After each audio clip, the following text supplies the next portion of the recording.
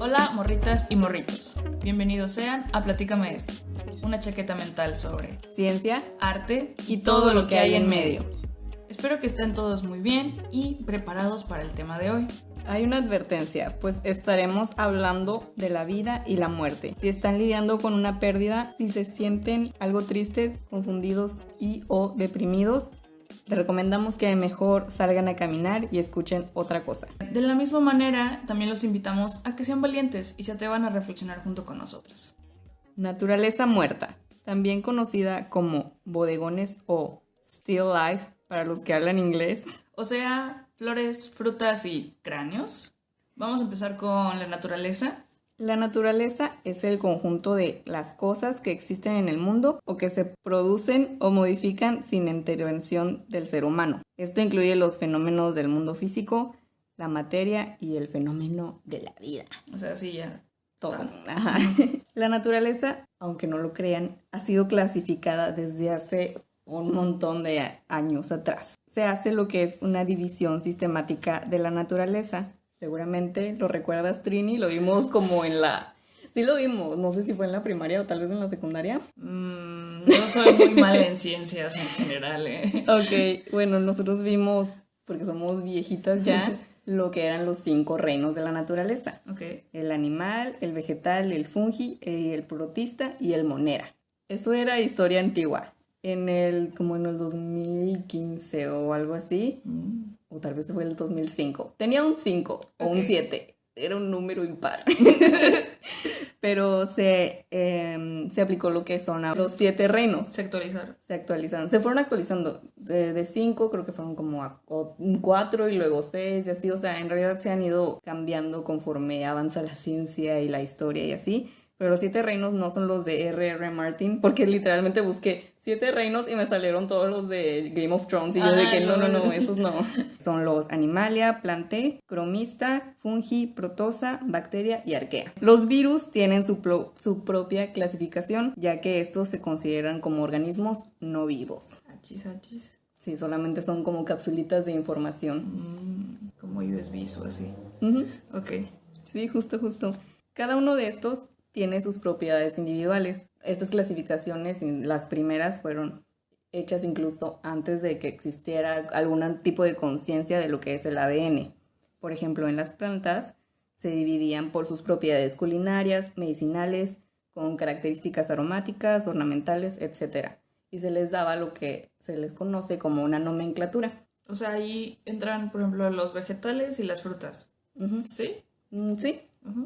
Sí, las que son comestibles y así, o sea, por eso las propiedades culinarias y eran como divididas y se les daba como su nombre dependiendo de para qué te sirven. Okay. Como este capítulo de Avatar, en donde está el tío Airo de que puede ser esta planta que hace un té delicioso o una planta mortal. Ajá.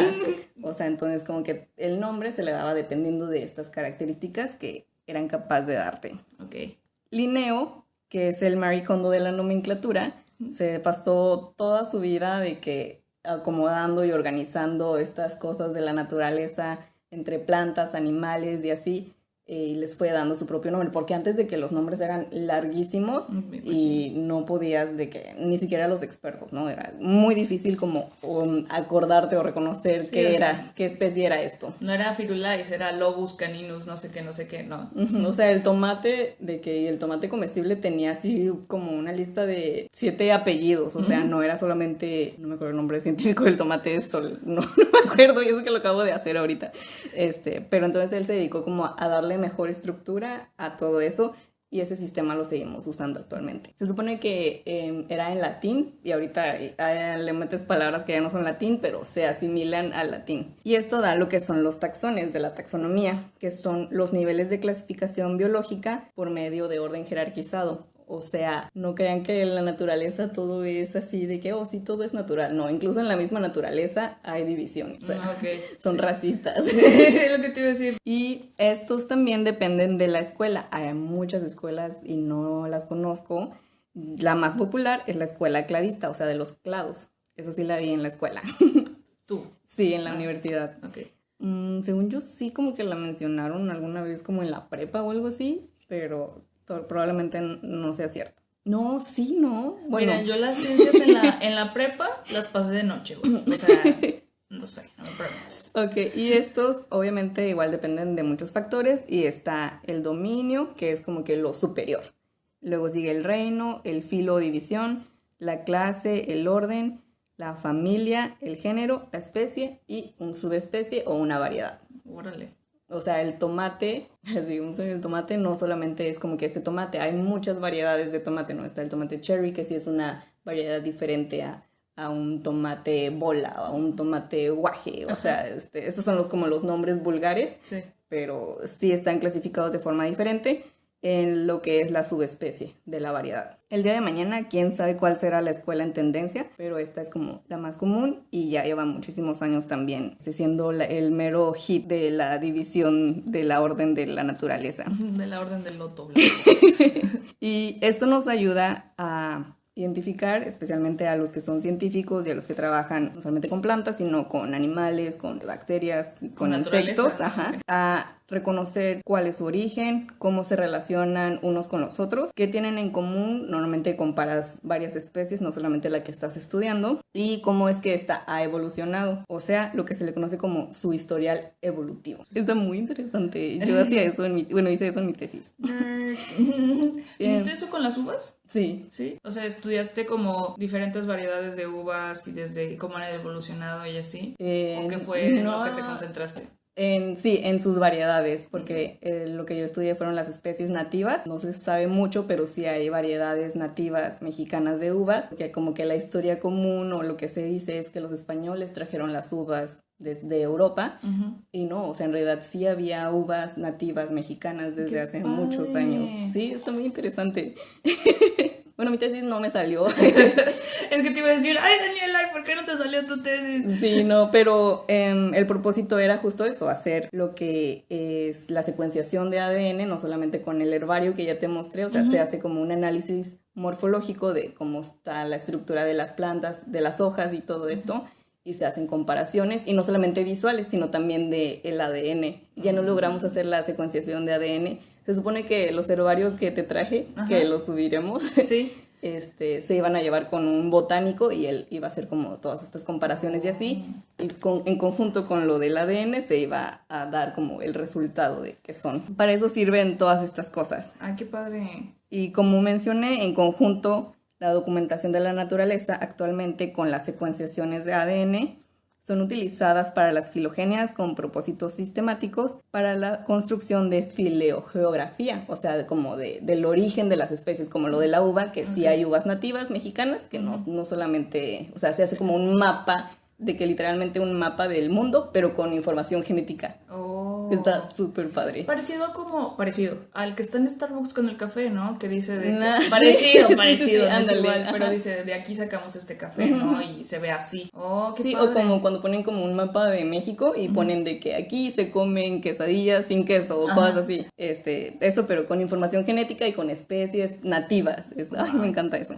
Bueno, yo trabajé en un centro de investigación de plantas nativas y entonces por eso estoy como muy relacionada con esto y me gusta mucho este tema. Y esto permite a los científicos o a los investigadores el estudio de procesos históricos que podrían ser responsables de las distribuciones geográficas de los organismos. O sea, ¿dónde está? Ajá, el mapita ese. El mapita, excelente.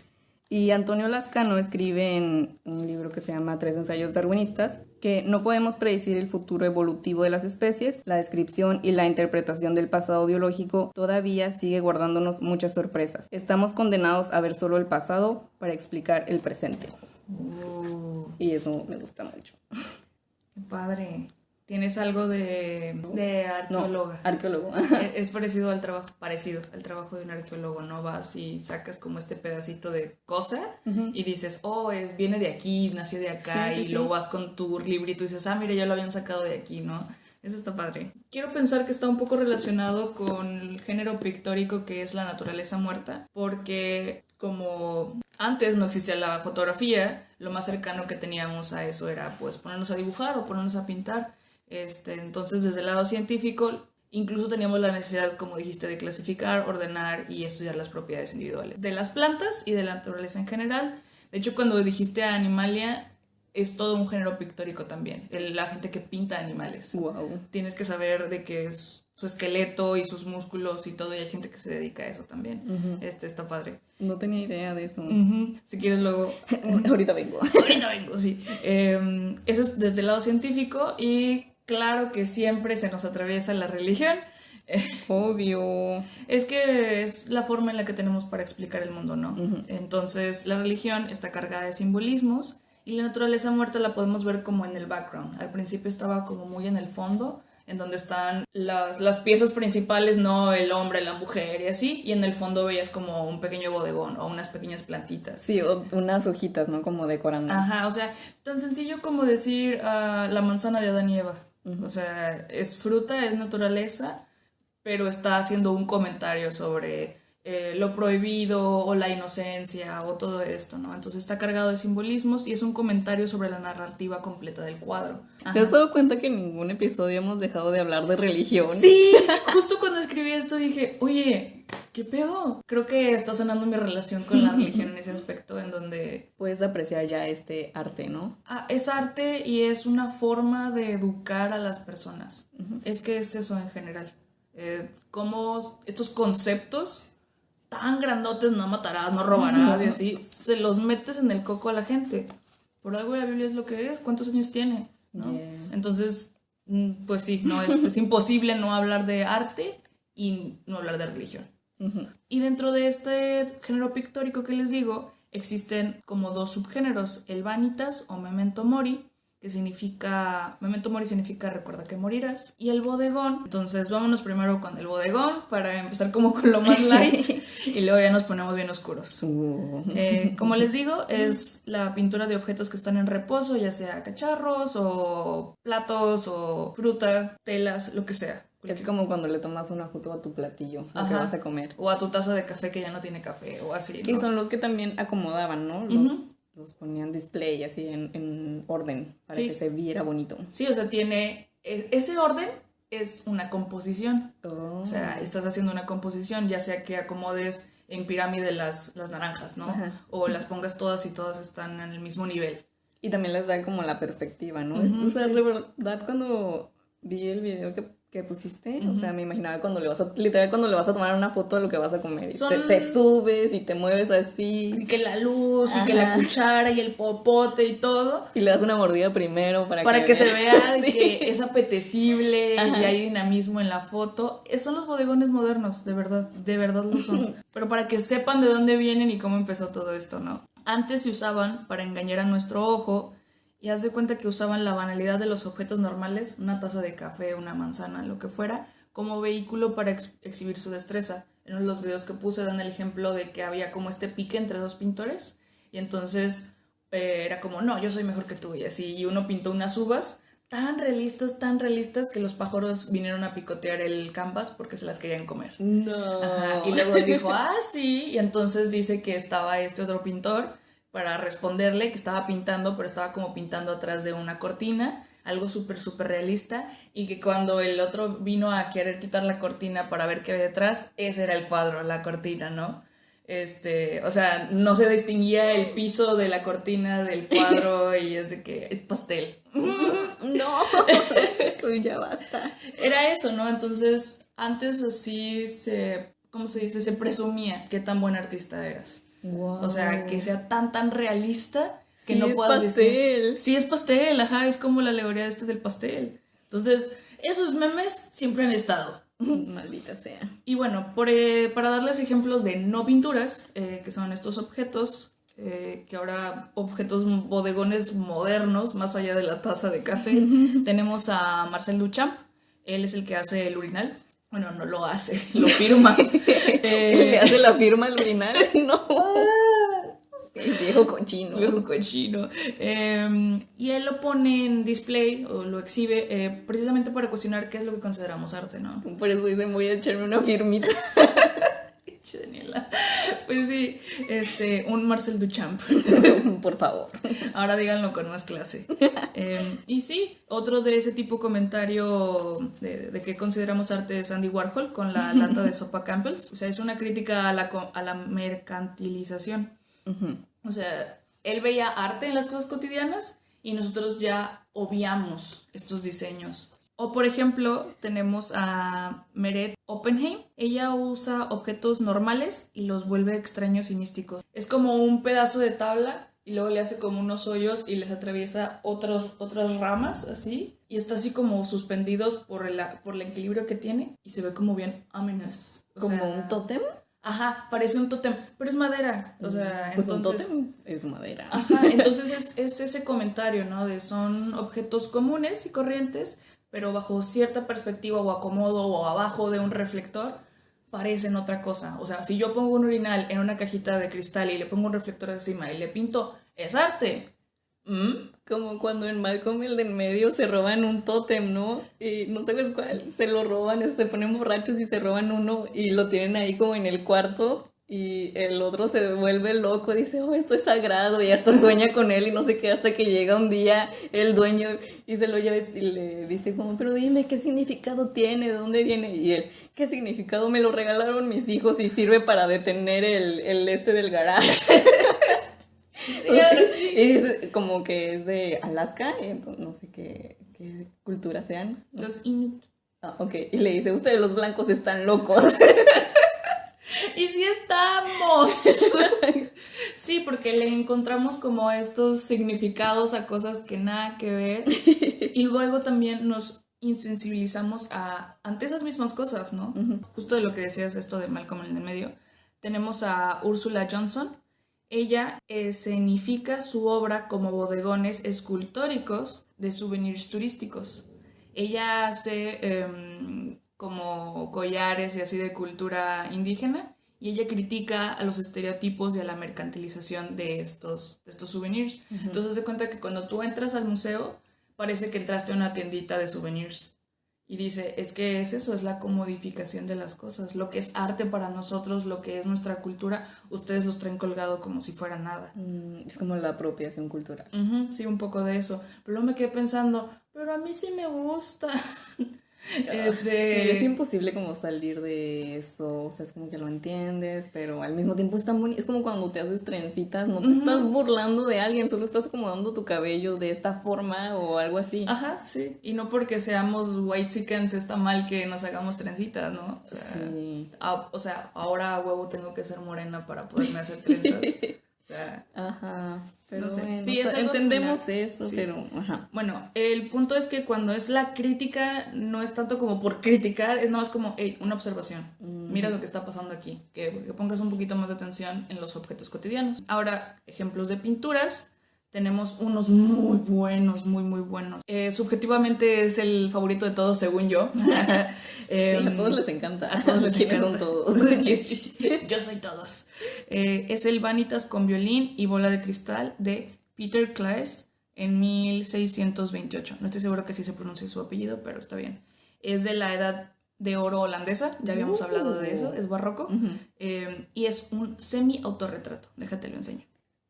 Es donde sale él reflejado en la bolita de cristal. Sí, lo vi. Está padricísimo. Y es un comentario absolutamente todo lo que hay. La copa de vino así de que caída, el cráneo.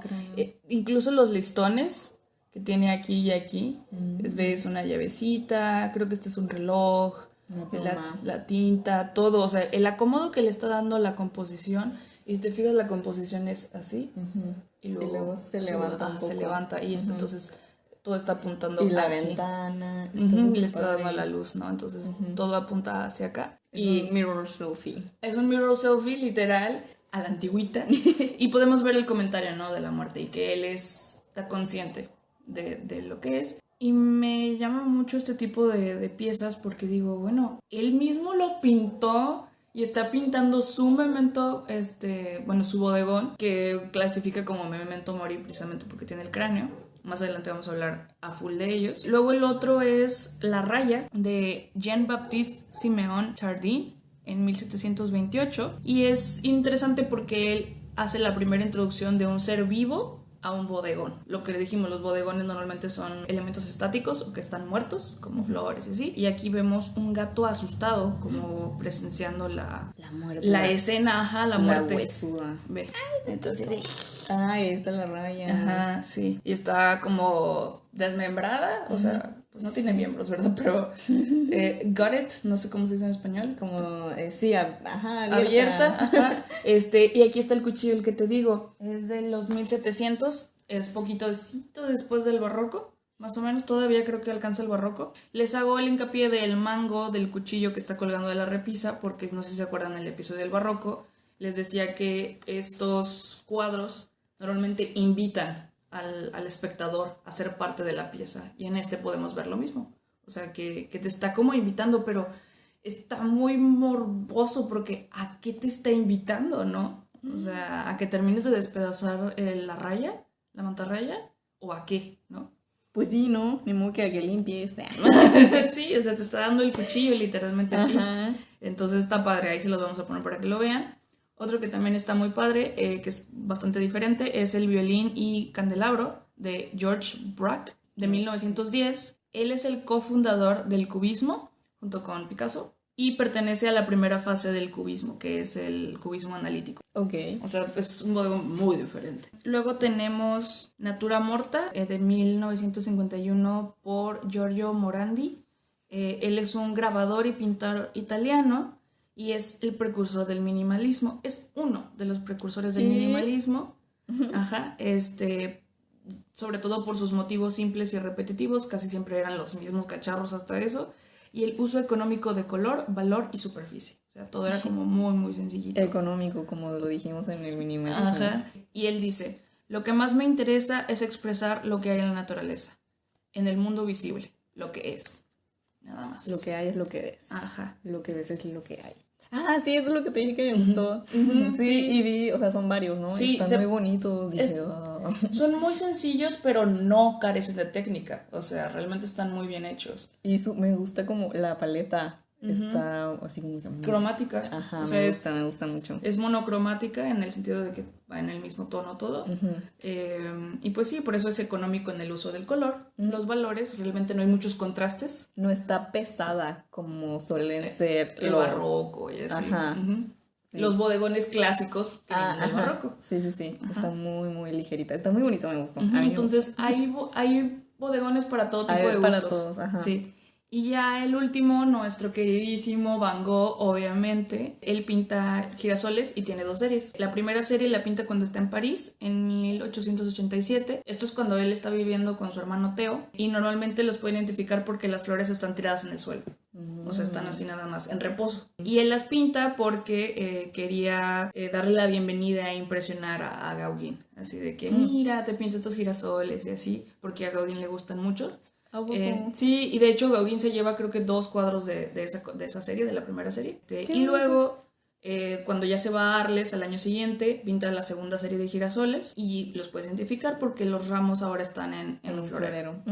Entonces todos los que están en florero son de la segunda serie y fue precisamente porque quería volver a impresionar a Gauguin otra vez con sus girasoles, y podemos ver girasoles en todas las etapas de la vida, desde que son un botoncito y hasta que se marchitan y todo, ¿no? Se le considera bastante innovador en el uso del espectro del color amarillo. Pues yo encontré que uno de los amarillos, de los pigmentos que utiliza este muchacho, es el amarillo de cromo o el cromato de plomo. Entonces este pigmento solía ser muy fotosensible, o sea que la exposición a la luz del sol hacía que cambiara de color. Entonces del amarillo cambia a un verde muy oscuro, por eso se ven así como...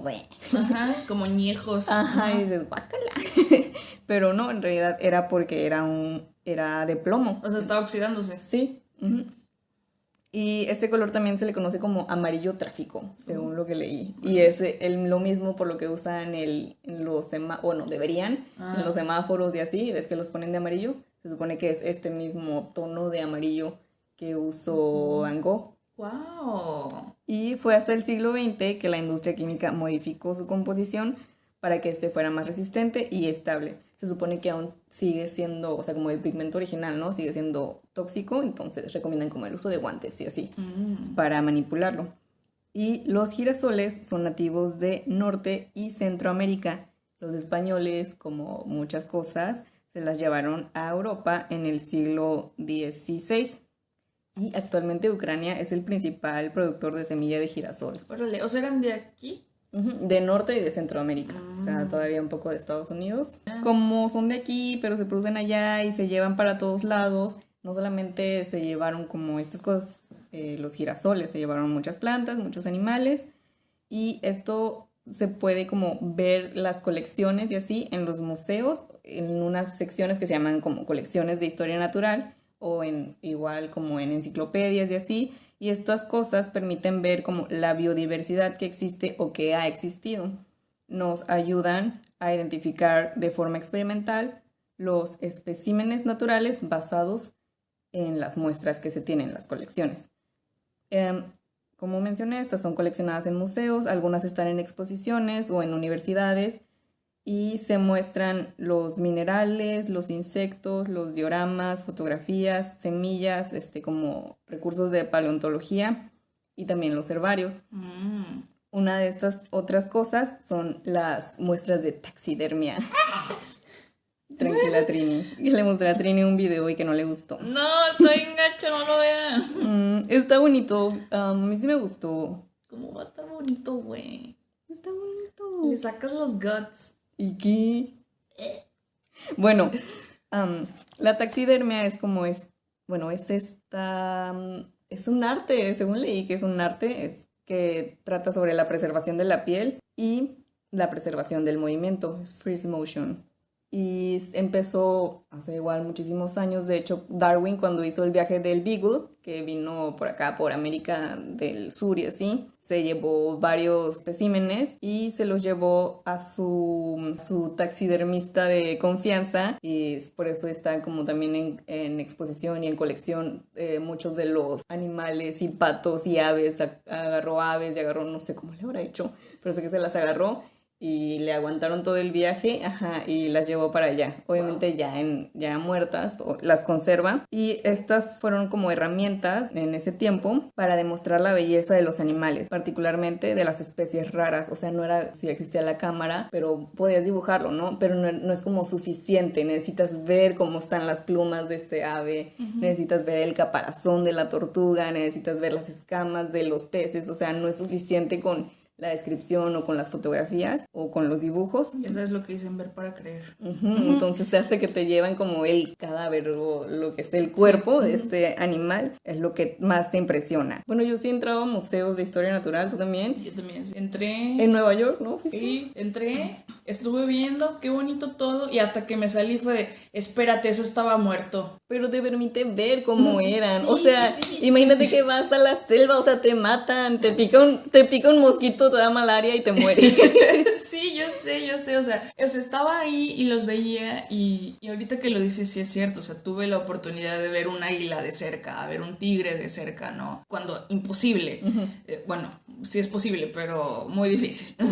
Por ejemplo, ir a las Galápagos, que fue donde fue Darwin, es como que necesitas un permiso y hacer todo, llenar como un formulario y así, no puedes ir nada más porque como vamos a Cancún o algo así, claro. O sea, porque son especies, son reservas biológicas, entonces como que tienes que ir con cuidado. Sí, y eso lo aprecio, pero sí al final sí empecé a sentir como esta vibra extraña y dije, es que están muertos, o sea, es animal muerto y sentí feo. Pues. Sí, debe ser pesado. Sí, es como ir al cementerio. Sí, es parecido ir al cementerio. Y se pretende con esto, o pretendía, capturar y preservar una especie, replicar completamente cada característica de forma realista. O sea, no solamente se trataba de capturar la tortuga, sino antes observarla, tomar apuntes, ver qué come, o sea, en qué ambientes en el que vive, dónde duerme, con quién socializa, o sea, todas estas cosas. Por eso los dioramas, donde exponen a estos animales. ¿Los doramas? No, no. Están acomodados, tienen cierto orden para que vaya replicando con la naturaleza, con cómo era. Sí, por eso pones free motion, ¿no? O sea, también es cómo se mueve. No la van a poner bailando jazz. O sea, bueno, que sí lo pueden hacer, pero si quieres como hacerlo de forma... lado científico. Pues mejor hazlo bien.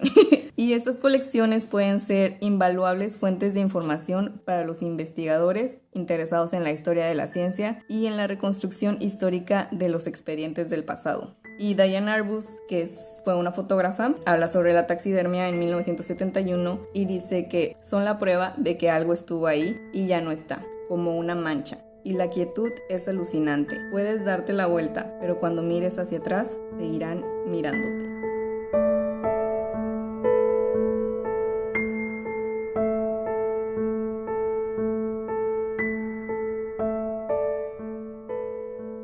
Imagina lo siguiente. Una tarde vas caminando por la plaza y a lo lejos ves una iglesia. Te acercas por curiosidad y entras. Notas una vibra extraña y dejas que ésta te guíe hasta una capilla, donde en la entrada se lee: los huesos que estamos aquí, esperamos los tuyos. Una mezcla entre morbo y reverencia te mueve a entrar. No tardas mucho en darte cuenta de que estás parada en un cuarto cuyas paredes están hechas de calaveras humanas. Estás en la Capilla de los Huesos, en Portugal, construida por los monjes franciscanos entre 1845 y 1848, con los huesos de 5.000 cadáveres exhumados. Alcanzas a ver que hay un poema colgando de uno de los pilares. Dice lo siguiente: ¿A dónde vas con tanta prisa, viajero? Pausa, no adelantes tu viaje. No tienes mayor preocupación que aquel en el que enfocas tu vista.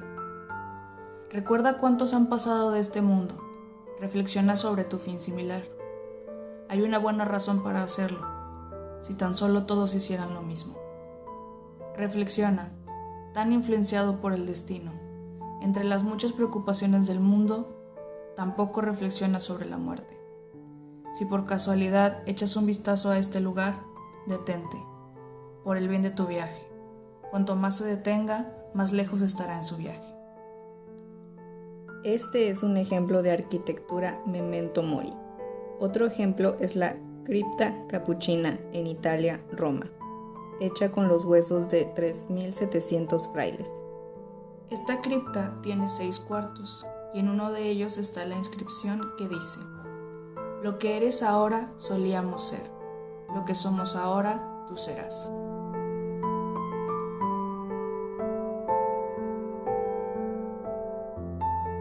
Memento Mori, en grande escala, es una filosofía completa.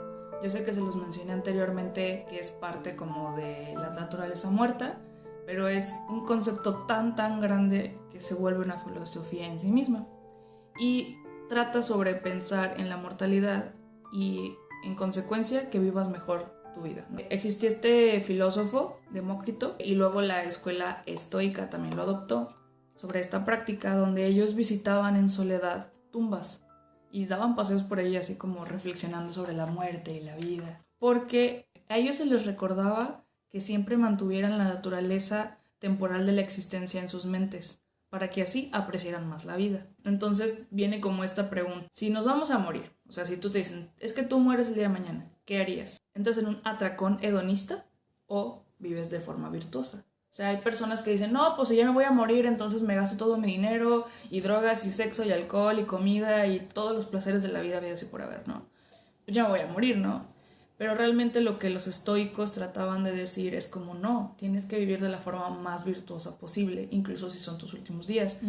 Queriendo decir que si tienes algo pendiente, que lo hagas. Que si quieres ser agradecido con tus seres queridos, se los demuestres y se los digas. Que vivas tu vida plena, pero esa plenitud no tiene que ver con ceder a los impulsos y los deseos de los placeres, ¿no? Que no significa que no puedas. Bueno, los estoicos eran partidarios de no, ¿verdad? De no hacerlo. ¿Tú qué harías? ¿Te vas por el atracón hedonista o intentas vivir de forma virtuosa tus últimas 24 horas? Yo de forma virtuosa, porque ¿sí? La verdad siempre pienso eso de que es chill, ¿no? Como que esto es lo que voy a vivir, no me antoja ningún atracón. No, para nada, la verdad no, prefiero la otra opción. El atracón de pancakes que nos acabamos de dar. Eso es suficiente para morirme ahora, pero bueno, no, porque no, ¿de qué me sirve? Es como el de algo nos vamos a morir, ¿no? De algo se tiene que morir uno. Yo digo seguido eso, lo digo medio en broma, pero también es como parte de recordarme de, bueno, pues, o sea, ¿qué le hago, no? De algo se muere la gente. Sí andas con cuidado por la vida, pero pues, ¿qué haces? Si te mueres y ya. ¿no? Entonces sí, o sea, es más o menos esa filosofía que ellos intentan que recuerdes, no tanto de imponer, sino que recuerdes que eres mortal y que vivas con más simpleza tu vida y de forma virtuosa.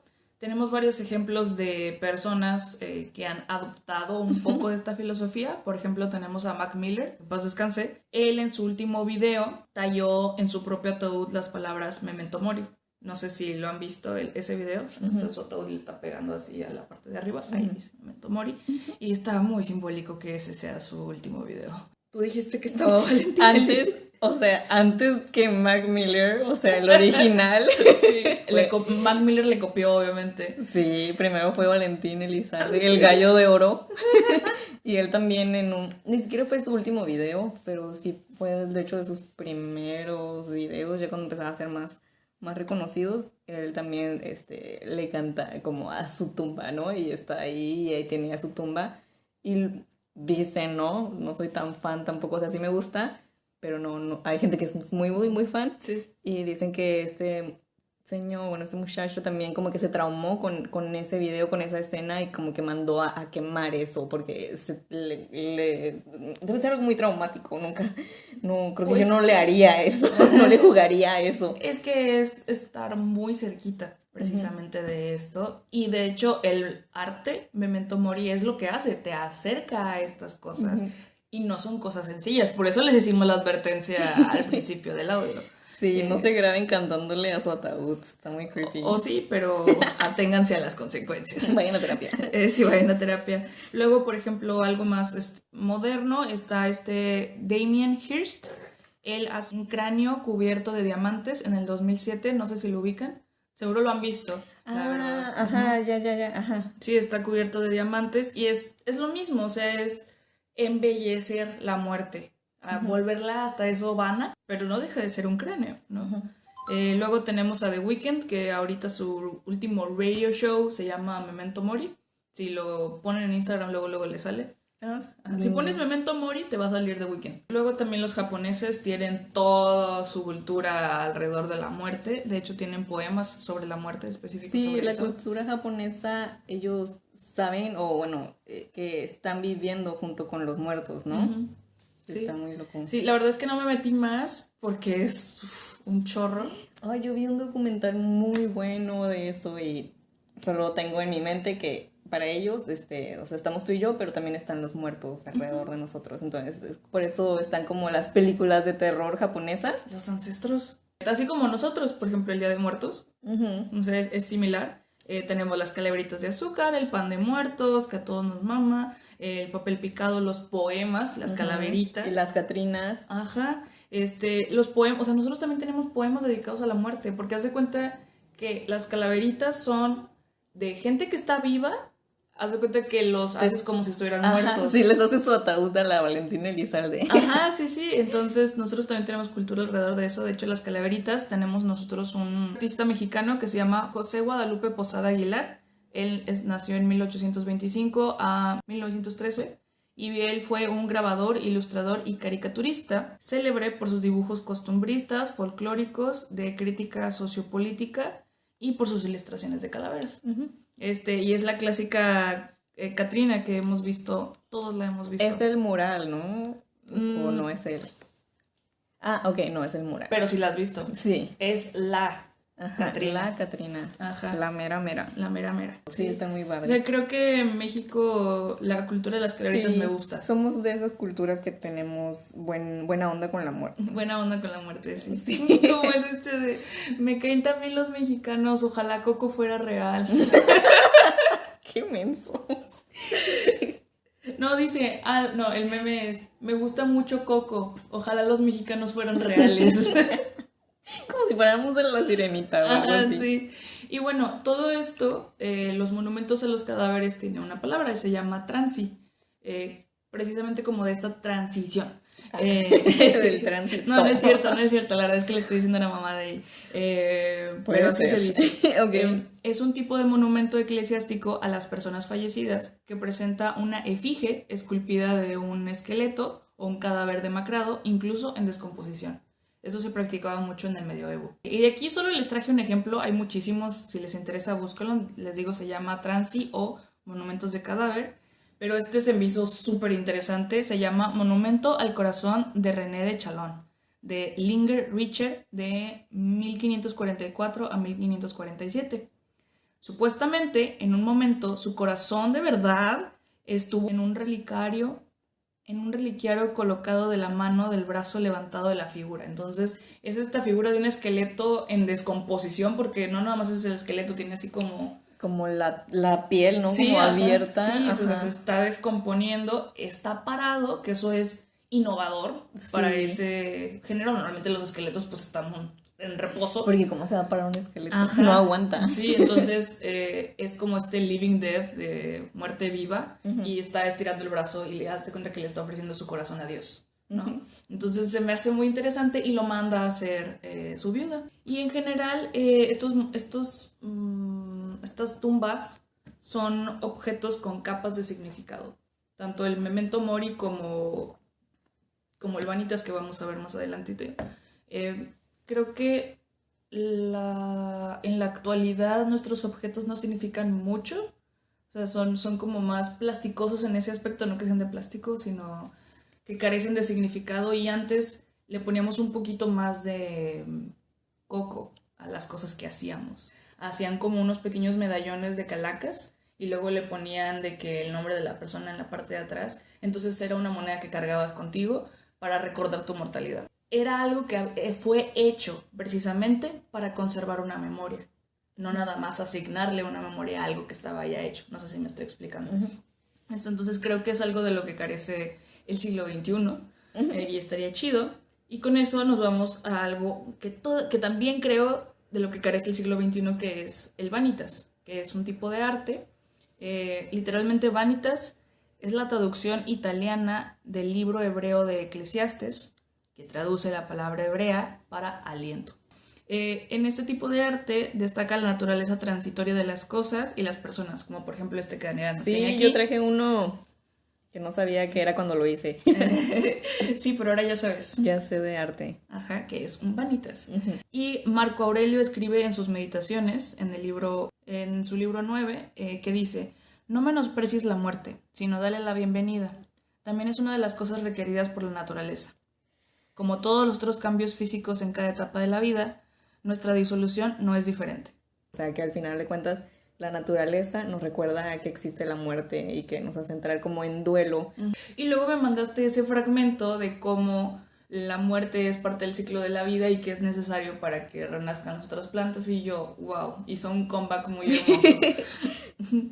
Sí lo es. Eso es del lado desde la naturaleza, y claro, la religión viene una vez más, porque a fin de cuentas como humanos, aquí vámonos tipo antropología, sociología. Cuando los humanos llegan a una comunidad que se vuelve religiosa, lo que hacen es que tienen marcos complejos de metafísica moral, o sea, de decir quién nos trajo, cómo llegamos y cómo nos vamos. Eso es como que lo que tratamos de explicar cuando nos volvemos religiosos, en su mayoría. Y tenemos ciertos rituales que nos ayudan a llegar a un acuerdo con la muerte. Por ejemplo, nosotros tenemos el Día de Muertos, los cristianos o católicos tienen como el afterlife, o sea, de que va a venir Diosito y nos va a revivir a los muertos, y todo esto. El budismo tiene lo de la reencarnación y la iluminación. Sí, todos tienen como sus teorías y sus rituales alrededor de la muerte, sí. para que estés más en paz. Sí, incluso como te contaba, de que cuando es verano y se hace lo de las últimas cosechas del año, entonces normalmente como las tradiciones paganas o algo así,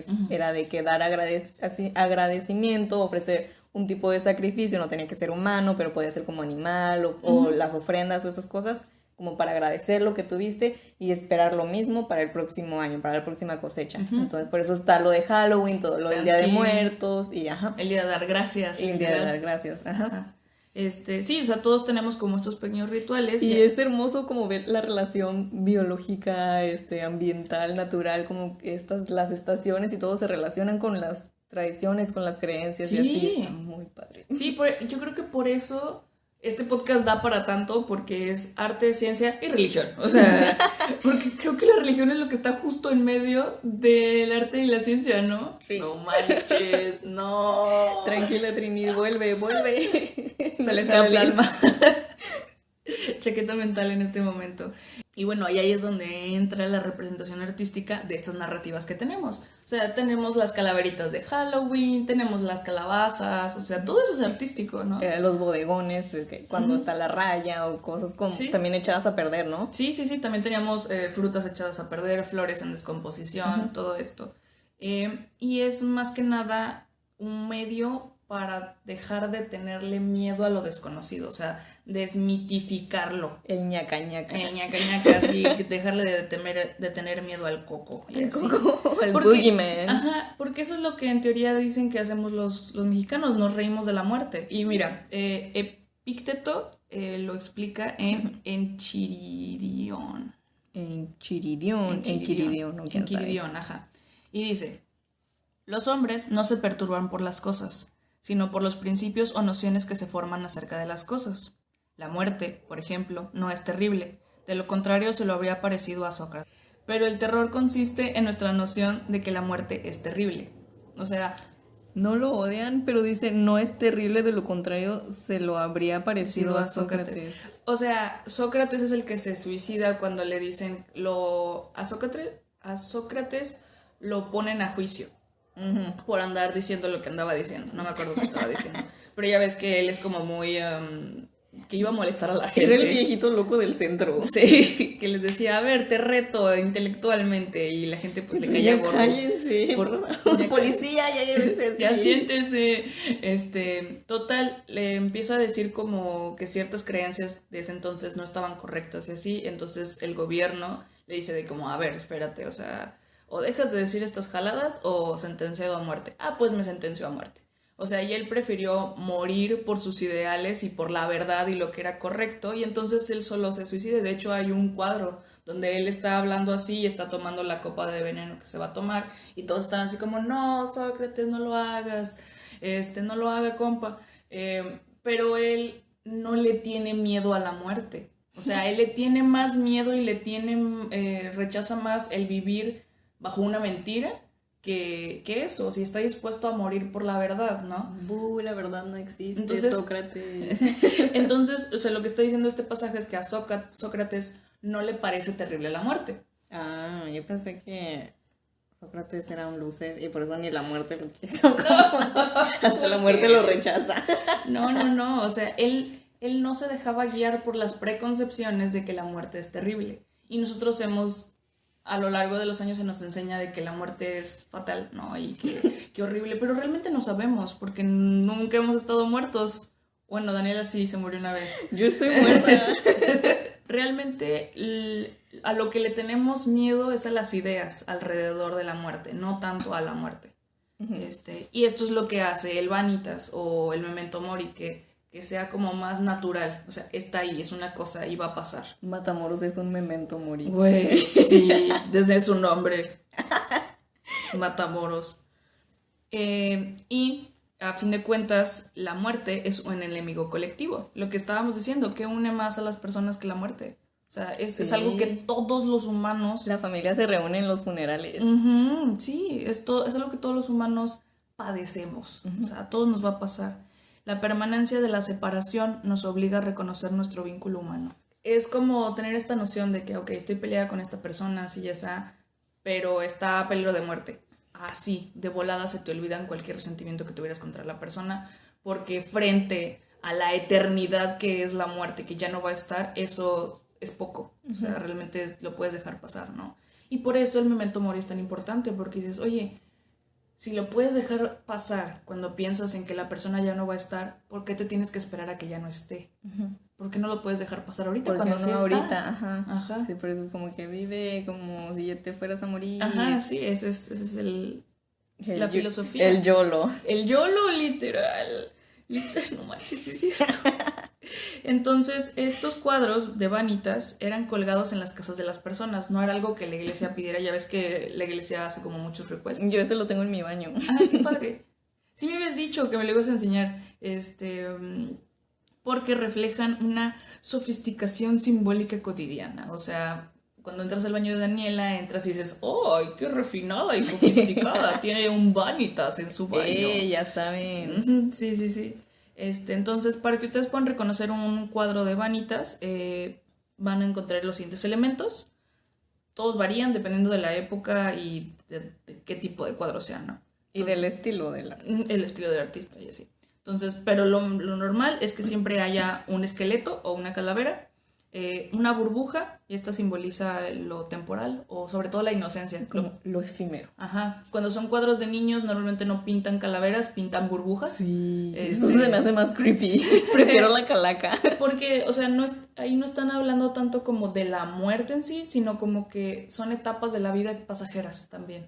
O sea, la inocencia se pierde. Yo sí pensé que era porque ya ves que los niños antes se morían luego.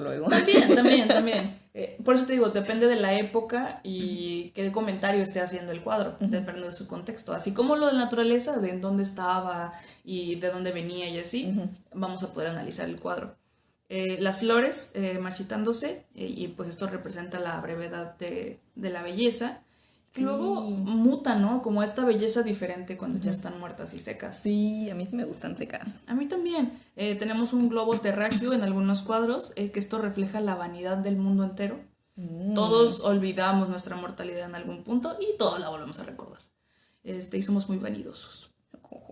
Podemos también encontrar libros o textos o trabajos de la gente, y representa la brevedad y el vacío del conocimiento. O sea, por más conocimiento que uno tenga, te mueres y te mueres con él. O, bueno, como lo decía, de la escuela cladista, como que eso es lo que ahora se sabe, pero el día de mañana quién sabe cuál será. Entonces, igual una enciclopedia de hace incluso unos 10 años ya no te sirve para lo que se sabe, entre comillas, actualmente. Ahora, así es. Entonces, representa precisamente eso. Podemos encontrar monedas o joyas, pero también podemos encontrar otras cosas como, por ejemplo, telas pintadas de púrpura, son muy caras. Telas pintadas de rojo, como de la cochinilla, ajá. Dependiendo del contexto, va a variar qué tipo de riquezas vamos a encontrar en el cuadro.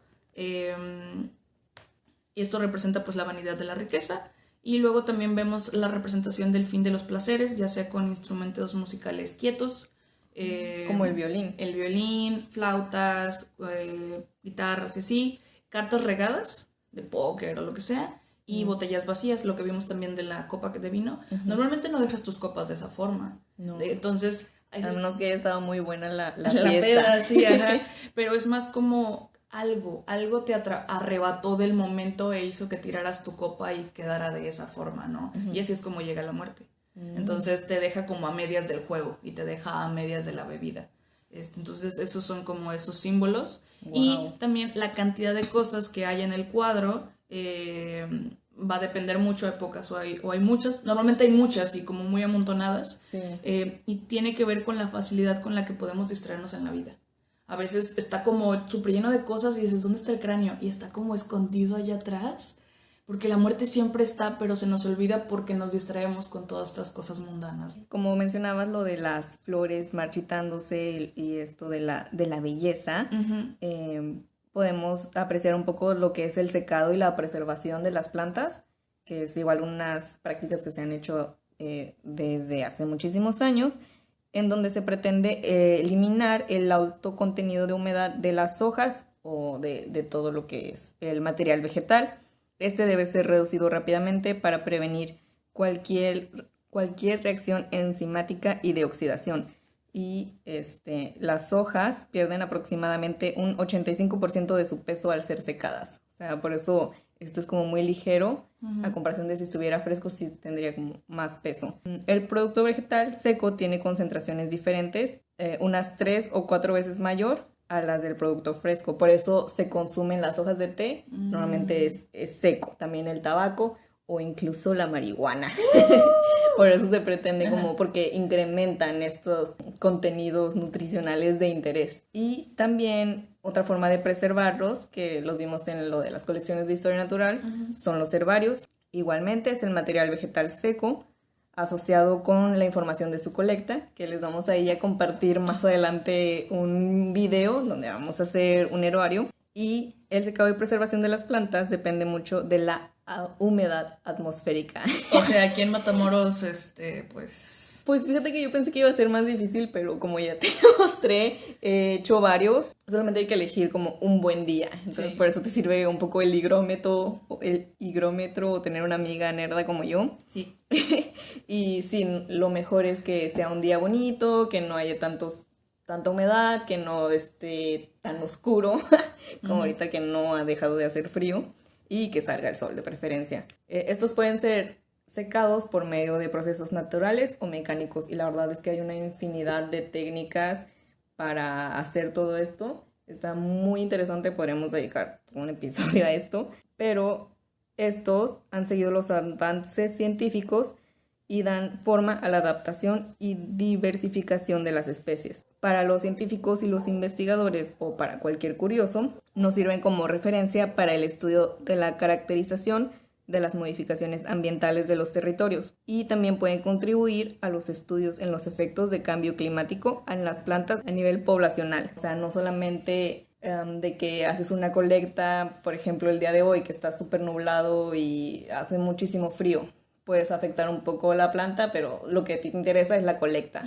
Y va a ser muy diferente el resultado del herbario al que obtengas cuando sea un día soleado y probablemente que esté más caluroso y así puedes ver incluso cómo las hojas pueden ser de un menor tamaño o incluso que no haya flores. Sí, o sea, puedes Una hacer esa variedad comparación, de ¿no? resultado. Ajá, y te sirve para eso también. No solamente lo mismo que colectas el día de hoy, va a ser muy diferente a lo que colectes en 10 años. O sea, las plantas se van adaptando y van Wow. cambiando y puedes ver todo eso. Ya quiero! ¿Sabes qué quiero? Quiero una muestra del árbol. Sí, y ya para cerrar, pues les quiero dar algunos ejemplos de pinturas de vanitas que se van a dar cuenta que se parecen a los bodegones y se parecen al Memento Mori, pero la diferencia está en que los bodegones son de cacharros, son de frutas, son de flores. Los Memento Mori son en su mayoría cadáveres y así. Y los vanitas es más como toda esta simbología que les expliqué antes, expuesta para recordarte a la muerte. Que somos... somos un instante. Sí, somos polvo y al polvo volverás, ¿no? Somos un insignificante punto. Ajá, entonces tenemos a Dance Macabre o Dance Macabre de Michael Wolgemuth. Mamut, sí, Memut. De 1493. Es la personificación de la muerte que convoca a representantes de todos los ámbitos de la vida para bailar junto a la tumba. Generalmente es un papa, un emperador, un rey, un niño y un trabajador. Y es viejísimo y muchos lo han replicado a lo largo de la historia. Sí, está muy padre, está muy punk. Sí, está muy punk, ¿no? Y es de 1400. Luego tenemos a Thomas Smith y se me borró el nombre de este. Pero bueno, Thomas Smith, según el Museo de Arte de Worcester, es el único retrato de Nueva Inglaterra del siglo XVII, del siglo XVII, realizado por un artista identificado y es el autorretrato estadounidense más antiguo que existe. O sea, ninguno otro tenía firma. Porque en ese entonces, esto es en Estados Unidos, bueno, en la Nueva Inglaterra, estaban creo que eran calvinistas puristas.